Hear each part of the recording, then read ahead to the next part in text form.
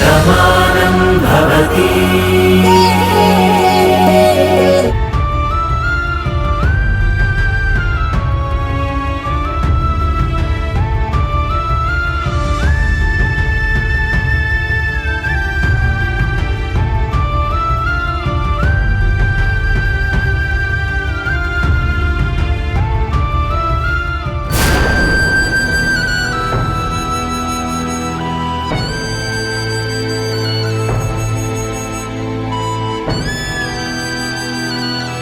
ఏంట్రా వాసు, చిన్నపిల్లాళ్ళ కన్నీళ్ళేంట్రా?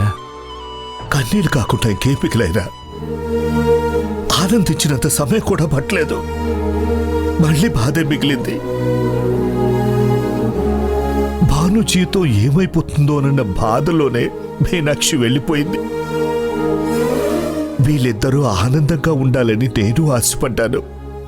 చెల్లెమ్మ మనసు మారింది, భానుని అమ్మలా చూసుకుంటోంది, అన్నీ సర్దుకున్నాయి అని ఆనందపడ్డాను. నా కూతురు అల్లుడు నా కళ్ళ ముందే సంతోషంగా ఉన్నారు అనుకునే లోపే అదంతా భ్రమ అని తేలిపోయింది. దానికి కారణం భాను అని తెలిసిపోయింది. ఇక కన్నీళ్ళు కాక ఇంకేం మిగిలింటాయిరా?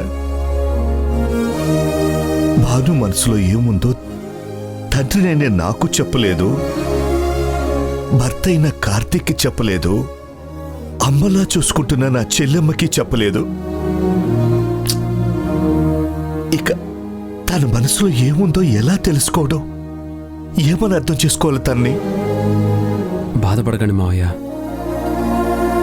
అన్నీ సర్దుకుంటాయని అనుకున్నాను.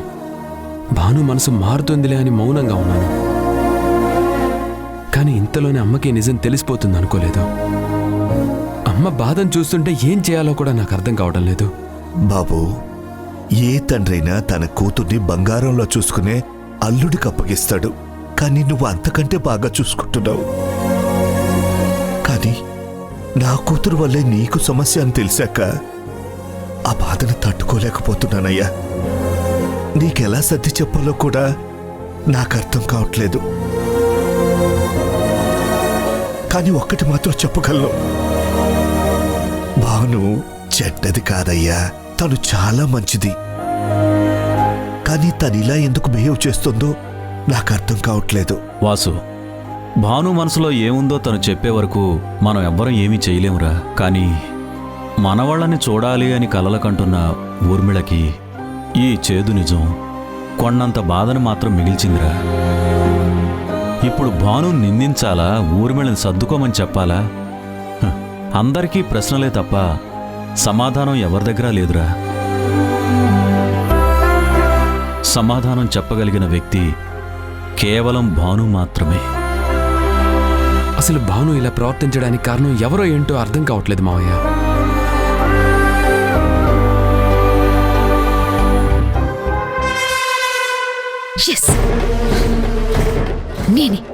నేననుకున్నది సాధించాను. భానుని ఏడిపించాను. ఆంటీ దగ్గర నిజం చెప్తానని భానుని ఎంతలా భయపెట్టినా ఏదో రకంగా తప్పించుకుంటూ వచ్చింది.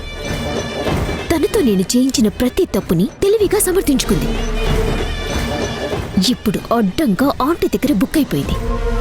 భాను, ఇంక నీ కళ్ళల్లో నీళ్లు ఇంకిపోయేదాకా ఏడు. ఈ మంటల్లో నేను ఆచ్యం పోస్తూనే ఉంటా.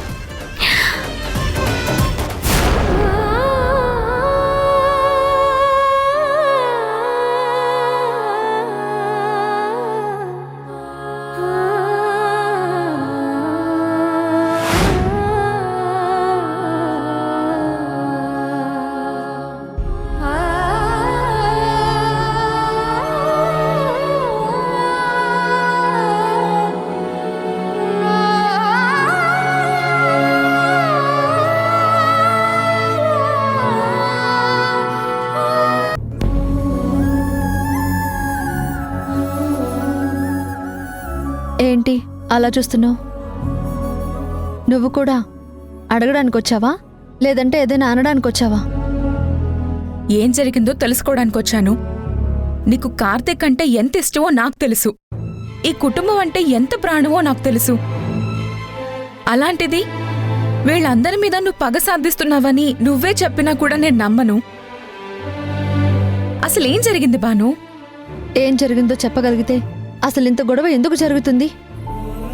అందరి దృష్టిలో నేను దోషిగా ఎందుకు నిలబడతాను? చెప్పలేను కాబట్టి శత్రువు అన్నా సహించాను, కావాలని బాధ పెడుతుంది అన్నా భరించాను. చూడు బాను, ఏది జరగకుండా నువ్విలా ప్రవర్తిస్తున్నావంటే నేను నమ్మను. ఖచ్చితంగా దీని వెనకాల ఎవరో ఉన్నారు. వాళ్ళే నిన్ను ఇంతలా భయపెడుతున్నారు. నువ్వింతలా బాధపడుతుంటే చూసి వాళ్ళు ఆనందిస్తున్నారు. నీ కుటుంబానికి నిన్ను దూరం చేయబోతున్నారు. ఆ అవసరం ఉన్న ఏకైక వ్యక్తి నీలిమ. తనేమైనా చేస్తుందని నువ్వు భయపడుతున్నావా?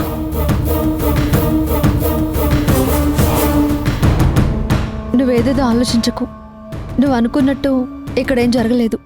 అదే నిజమైతే మీ ఇద్దరూ ఒకటిగా ఎందుకు అవ్వలేదు? కార్తీక్ సార్ని నీ జీవితంలోకి ఎందుకు ఆహ్వానించలేదు? ఈ మోడు బ్రతుకు నువ్వెందుకు బ్రతుకుతున్నావు? అన్ని ప్రశ్నలకి సమాధానం చెప్పే రోజు ఒకటి వస్తుంది. ఆ రోజు నా తప్పు లేదని అందరితో పాటు నీకు తెలుస్తుంది. అంతవరకు నా సమాధానం మౌనమే తప్ప ఇంకోట్లేదు. అది కాదు బాను, ఈ మౌనమే నీ జీవితాన్ని సమస్యగా చేస్తుంది. నువ్వు ఎన్ని కన్నీళ్లు పెట్టుకున్నా ఈ విషయంలో ఎవరూ చూసి కరగరు. మరీ ముఖ్యంగా మీ అత్తయ్య పిల్లల్ని బాధ పెడితే అస్సలు భరించరు. నా స్నేహితురాలికి అలాంటి పరిస్థితి రావడం నేను తట్టుకోలేను. అదే నా పరిస్థితి. నన్ను అభిమానించే వాళ్ళకి, నా చుట్టూ ఉన్న వాళ్ళకి నా బాధని పంచుకోలేని పరిస్థితుల్లో నేనున్నాను. ఏం జరుగుతుందో కాలమే నిర్ణయిస్తుంది. అంతవరకు నాకు ఈ కన్నీళ్లే ఓదార్పునిస్తాయి. నేను వంట చేయాలి. నన్నేం అడక్కు.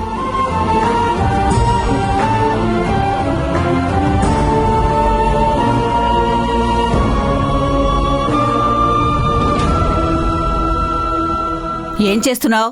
ఏంటి బామ్మ కొత్తగా అడుగుతున్నావు? వంట చేస్తున్నాను. కొంపలో ఇంత మంట పెట్టాక నువ్వు వంట చేయాల్సిన అవసరం ఏమీ లేదు. ఆ మాత్రం వంట నేను కూడా చేసుకోగలను. వెళ్ళా. ఏంటి బామ్మ, నేనే కాకుండా నా చేతి వంట కూడా చేదైపోయిందా? చేదుగా ఉండే వేప కూడా మంచిదే. ఎందుకంటే అందులో ఆరోగ్యాన్ని కాపాడే గుణం ఉంది. నీలో మంచి గుణం కనపడుతున్నా ఇంత విషయం దాగుంది నీలో. నీ నీడ కూడా గిట్టనట్టుగా నువ్వే చేసుకుంటున్నావు. నిన్ను తీసుకొచ్చి నెత్తి మీద పెట్టుకుంటే మమ్మల్ని అందరినీ కాల్తో తన్నినట్టు చేశావు. ఇప్పుడు నువ్వు వంట చేస్తే ఊర్మిళ మెత్తు కూడా ముట్టదు. అందుకే నువ్వే పని చేయక్కర్లేదు. వెళ్ళు, వెళ్ళు.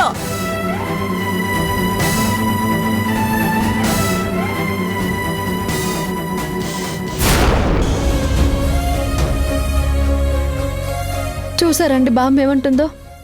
నేను వంట చేస్తే ఎవరూ తినరంట. నన్ను పనే చేయొద్దు అంటుంది. మీరైనా చెప్పండి. చెప్పడానికి ఏం లేదు బాను. బామ్మ చెప్పింది నిజం. ఆ పని వాళ్ళు చేసుకుంటారు.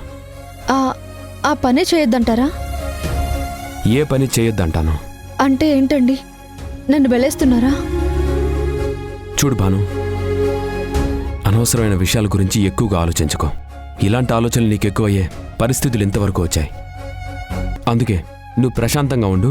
అప్పుడైనా పరిస్థితులు సర్దుకుంటాయేమో చూద్దాం.